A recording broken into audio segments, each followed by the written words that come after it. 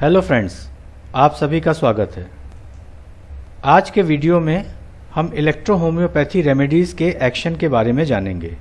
Video शुरू होने से पहले मैं आपको बताना चाहूँगा कि इस वीडियो में जो भी एक्शन बताए गए हैं उनके कंटेंट महात्मा मैटी डॉक्टर थियोडर क्रॉस की किताब से लिए गए हैं और यह हो सकता है कि आपको दवाओं के एक्शन बहुत सीमित लगें। दरअसल जैसे जैसे पैथी का विस्तार होता गया, बाद में बहुत से लेखकों ने इन किताबों से और अपने अनुभव के आधार पर मैटेरिया मेडिका को लिखा है और उसे अच्छे से विस्तार दिया है, जो हम सभी ने पढ़ा है। तो चलिए आगे बढ़ते हैं और सबसे पहले आपके सामने प्रस्तुत है स्क्रोफुलोसो ग्रुप। स्क्रोफुलोसो ग्रुप की विशेषता लिम्फेटिक कॉन्स्टिट्यूशन के रोगियों के अनुकूल है और इसका प्रभाव मेटाबॉलिज्म और ऑर्गन के फंक्शन पर होता है। इस ग्रुप की सबसे पहली दवा S1 है, जिसे यूनिवर्सल रेमेडी कहा जाता है और इसका प्रभाव मेटाबॉलिज्म, ग्लैंड्स पर, स्टमक पर, इंटेस्टाइन पर, ग्लैंड के सिक्रेशन को बढ़ाने के लिए, एपिटाइट को स्टिमुलेट करने के लिए, इसके अतिरिक्त कॉन्स्टिट्यूशन को मजबूत करने के लिए भी इसका प्रयोग किया जा सकता है। इस ग्रुप की दूसरी दवा है S2, जिसका प्रभाव ब्लैडर और ब्लैडर लाइक ऑर्गन्स पर है। Liver, gall bladder, gastric glands, intestinal mucous membrane आदि के रोगों में यह औषधि कारगर है। S3 औषधि त्वचा संबंधी विकारों में प्रयोग की जाती है।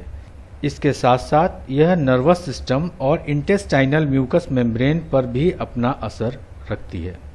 S5 लीवर, बाइल के फॉर्मेशन के लिए, यूरिक एसिड को बाहर निकालने के लिए, पथरी को बाहर निकालने के लिए और एक्यूट स्किन इरप्शन को ठीक करने के लिए इस औषधि का विशेषकर प्रयोग होता है।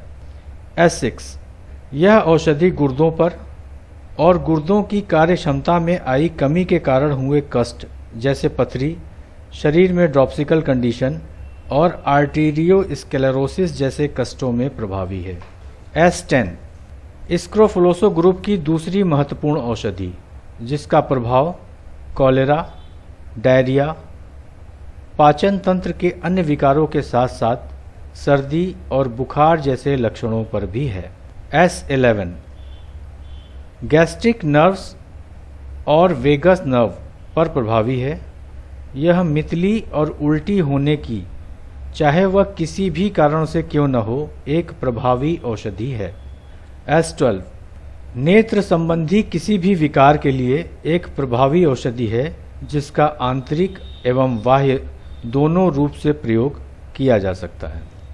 आइए अब जानते हैं एंजियाटिको ग्रुप के बारे में, और यह ग्रुप ब्लड और सर्कुलेटरी सिस्टम के लिए है, साथ ही साथ सैंग्विन कॉन्स्टिट्यूशन वालों के लिए सर्वाधिक अनुकूल है।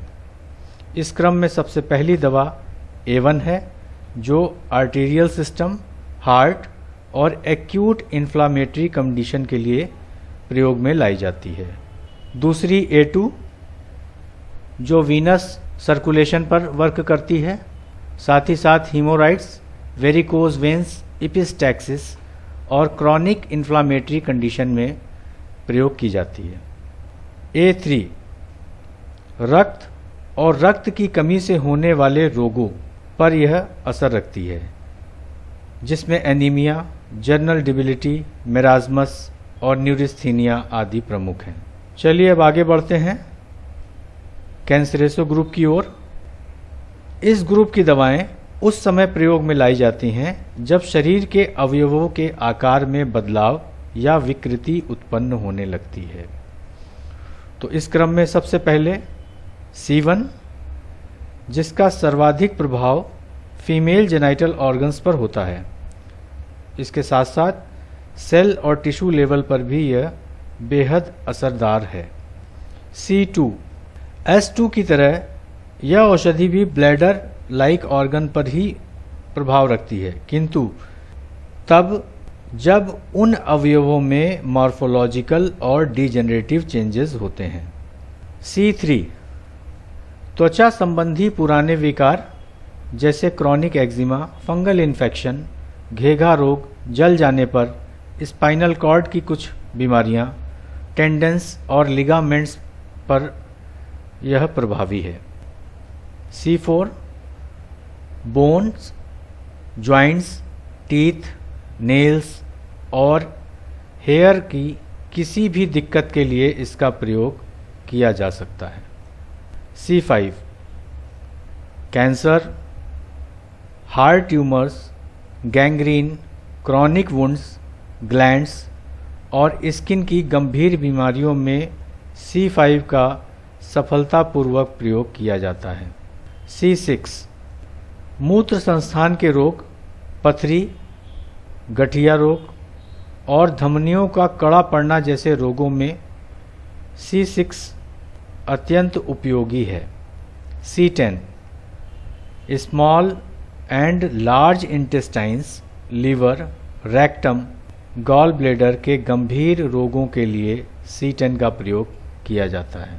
C13 थ्रोट में उपस्थित सभी ऑर्गन्स जैसे टॉन्सिल्स, लैरिंग्स, फेरिंग्स, यूवुला आदि के सभी साधारण एवं गंभीर रोगों में सफलतापूर्वक कार्य करती है। C15 स्टमक और पेरिटोनियम पर प्रभावी है, जिसके कारण इसका प्रयोग गैस्ट्राइटिस, इंडाइजेशन, अल्सर और अम्बलाइकल हर्निया जैसे रोगों में किया जाता है। C17 मूत्र संस्थान की एक और औषधि जिसका प्रभाव विशेषतः संस्थान की मांसपेशियों और तंत्रिकाओं पर है। इसके कारण मूत्र का रुक जाना, बार बार पेशाब होना, छोटे बच्चों का बिस्तर पे पेशाब कर देना जैसे रोगों में प्रयोग की जाती है।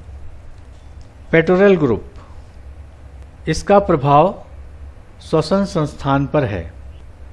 P1, P2, P3 और P4 सहित ये चारों औषधि लगभग संपूर्ण श्वसन संस्थान पर अपना प्रभाव रखती हैं। जहां P1 का प्रयोग एक्यूट स्टेज में होता है, वहीं P2 क्रॉनिक कफ और पल्मोनरी ट्यूबरकुलोसिस के लिए, P3 बच्चों के लिए और P4 का प्रयोग अस्थमा के लिए विशेषकर होता है। फेब्रिफ्यूगो ग्रुप, यह ग्रुप तंत्रिका तंत्र और उनमें होने वाले विकारों को ठीक करता है। इसमें दो औषधि हैं। पहली F1, यह तंत्रिका तंत्र के साथ साथ हाइपोकॉन्ड्रिया, लीवर, स्प्लीन, न्यूराल्जिया और फीवर आदि में सफलतापूर्वक प्रयोग में लाई जाती है। वहीं F2 भी F1 की तरह ही कार्य करती है, किंतु यह मुख्यतः बाह्य रूप में प्रयोग में लाई जाती है। लिम्फेटिकोस,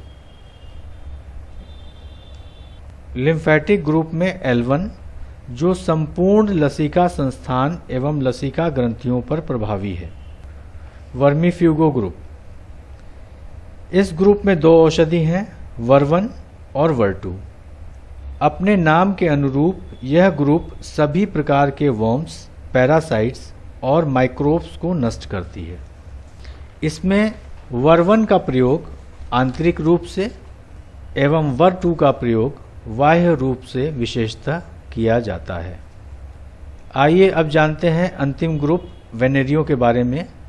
वह सभी रोग जो पीढ़ी दर पीढ़ी यानी पैतृक रोग, उन पर सेक्सुअल ट्रांसमिटेड डिजीज, जिन्हें हम गुप्त रोग भी कहते हैं, जैसे गोनोरिया, सिफिलिस, इसके अलावा वार्ड्स जैसी गंभीर विकारों में इसका प्रयोग होता है। आखिर में हम जानेंगे इलेक्ट्रिसिटीज़ के बारे में। इसमें सबसे पहले ब्लू इलेक्ट्रिसिटी, जो सैंग्विन कॉन्स्टिट्यूशन के अनुकूल है। यह बिजली inflammation, bleeding, congestion, injuries, haemorrhoids, irregular menstruation, angina और पैल्पिटेशन आदि पर अपना प्रभाव रखती है। ग्रीन इलेक्ट्रिसिटी विशेषतः wound, gangrene, tumours, cancer, ulcer एवं जॉइंट्स के रोगों में कारगर है। येलो इलेक्ट्रिसिटी, येलो इलेक्ट्रिसिटी का प्रयोग muscular tension, gastrointestinal colic, worms, और स्पाज्म आदि में किया जाता है। रेड इलेक्ट्रिसिटी, पॉजिटिव एक्शन रखने वाली यह बिजली ब्लड सर्कुलेशन को स्ट्रॉन्ग करती है। इसके अलावा debility, paralysis, impotency, weakness of sight और सिएटिका पर प्रभावी है। White electricity, headache, migraine, depression, anxiety, sleeplessness, neuralgia और ड्रॉप्सिकल कंडीशन में विशेषकर प्रयोग में लाई जाती है। आइए अंत में जानते हैं एपीपी के बारे में। Discolouration in body, facial scar, melasma, acne vulgaris आदि में कॉम्प्रेस या लोशन के रूप में बाह्य रूप से प्रयोग में लाई जाती है। तो इस प्रकार ये थी जानकारी इलेक्ट्रोहोम्योपैथी रेमेडीज़ के एक्शन के बारे में, जिसका जिक्र मैटी जी ने और थियोडोर क्रॉस की बुक में किया गया है।